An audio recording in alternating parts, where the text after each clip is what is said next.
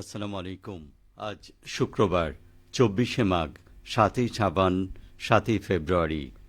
বাংলাদেশ বেতার রাজশাহী। স্থানীয় সংবাদ পড়ছি আব্দুর রহমান মাসুম। নতুন বাংলাদেশ গড়ার প্রত্যয়ে রাজশাহী নগরীতে ৫ দিনব্যাপী তারুণ্যের মেলা শুরু হয়েছে। গতকাল বিকেলে স্যাটেলাইট টাউন হাই স্কুল মাঠে আয়োজিত উদ্বোধনী অনুষ্ঠানে প্রধান অতিথি হিসেবে মেলার উদ্বোধন করেন অতিরিক্ত বিভাগীয় কমিশনার তরফদার মোহাম্মদ আক্তার জামিল। রাজশাহী জেলা প্রশাসক আফিয়া আক্তারের সভাপতিত্বে অনুষ্ঠানে বিশেষ অতিথি ছিলেন অতিরিক্ত জেলা প্রশাসক জোবায়ের হোসেন, উম্মে কুলসুম ও টুকটুক তালুকদার, মহিলা বিষয়ক অধিদপ্তরের উপপরিচালক শবনম শিরিন ও যুব উন্নয়ন অধিদপ্তরের উপপরিচালক এটিএম গোলাম মাহবুব। উল্লেখ্য, মেলায় ৬০টি স্টলে বিভিন্ন উদ্যোক্তাদের তৈরি পণ্য প্রদর্শিত হয়। ১০ই ফেব্রুয়ারি পর্যন্ত ৫ দিনব্যাপী অনুষ্ঠিত মেলা প্রতিদিন বিকেল ৪টা থেকে রাত ৯টা পর্যন্ত চলবে।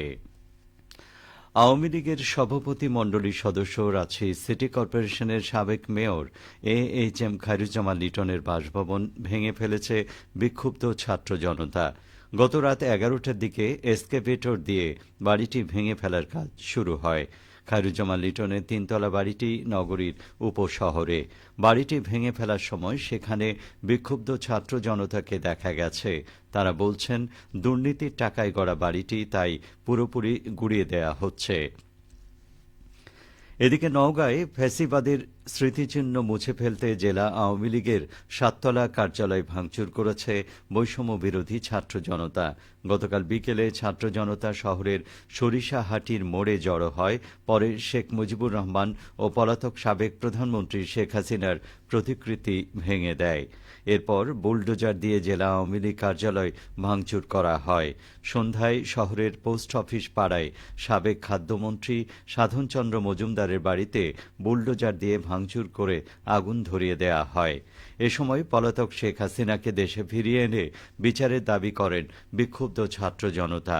বগুড়া জেলা আওয়ামী লীগ ও জেলা জাসদের কার্যালয়ে হামলা চালিয়ে ভাঙচুরের পর আগুন ধরিয়ে দিয়েছে বিক্ষুব্ধ ছাত্র জনতা। এছাড়া বগুড়া চিফ জুডিশিয়াল ম্যাজিস্ট্রেট আদালতে সাবেক প্রধানমন্ত্রী শেখ হাসিনার নামফলক ভাঙচুর করা হয়েছে। গতকাল সন্ধ্যায় ভাঙচুর ও আগুন দেওয়ার ঘটনা ঘটে। রাত ৮টার দিকে স্টেশন রোড নবাববাড়ি সড়ক দিয়ে ছাত্র জনতা শহরের সাতমাথা সংলগ্ন টেম্পল রোডে বগুড়া জেলা আওয়ামী লীগ অফিসে হামলা চালায়। এরপর বিক্ষুব্ধ ছাত্র জনতা আওয়ামী লীগ অফিস সংলগ্ন জেলা জাসদ কার্যালয়েও ভাঙচুর করে। বগুড়া পল্লী উন্নয়ন একাডেমিতে কৃষি ব্যবসায় তরুণ এবং নারী উদ্যোক্তাদের ১২ দিনব্যাপী খাদ্য প্রক্রিয়াজাতকরণ বিষয়ে অন দ্য জব প্রশিক্ষণের সমাপনী অনুষ্ঠান গতকাল অনুষ্ঠিত হয়েছে। বগুড়া পল্লী উন্নয়ন একাডেমি ও programme on agriculture and rural transformation for nutrition, entrepreneurship and resilience in Bangladesh কৃষি বিপণন অধিদপ্তর যৌথভাবে এই অনুষ্ঠানের আয়োজন করে। অনুষ্ঠানে প্রধান অতিথি ছিলেন পল্লী উন্নয়ন একাডেমির মহাপরিচালক অতিরিক্ত সচিব ড এ কে এম অলিউল্লাহ। সভাপতিত্ব করেন আরডিএর পরিচালক ফেরদৌস হোসেন খান। ১২ দিনব্যাপী এই প্রশিক্ষণে মোট ৭৫ জন প্রশিক্ষণার্থী অংশগ্রহণ করেন। নওগাঁর ধামইরহাটে জেলা প্রশাসন ও দুর্যোগ ব্যবস্থাপনা শাখার উদ্যোগে সুবিধাবঞ্চিত বিভিন্ন পেশাজীবী মানুষের মাঝে সরকারি তহবিল থেকে শীতবস্ত্র বিতরণ করা হয়েছে।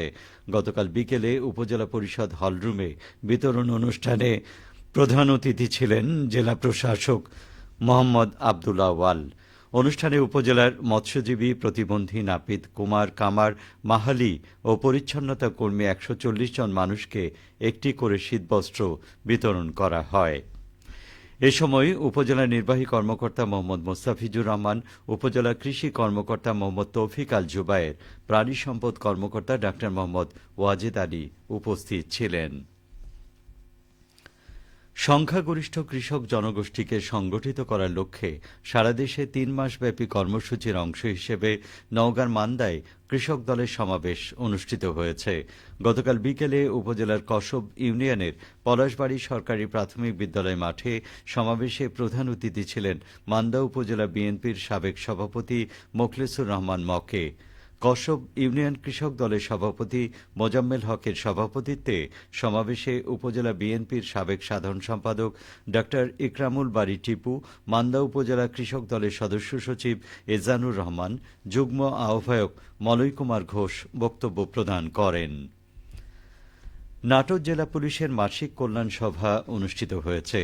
পুলিশ লাইন্সের ড্রিল শেডে গতকাল বিকেলে অনুষ্ঠিত সভায় সভাপতিত্ব করেন পুলিশ সুপার মোহাম্মদ মারুফাত হোসাইন। সভায় বিগত এক মাসে জেলার অধীন ৭টি থানা, গোয়েন্দা পুলিশ, কোর্ট পুলিশ সহ বিভিন্ন ইউনিটের কার্যক্রম মূল্যায়ন করা হয়। সভায় কর্মমূল্যায়ন পূর্বক শ্রেষ্ঠ কর্মকর্তাদের পুরস্কার প্রদান করা হয়।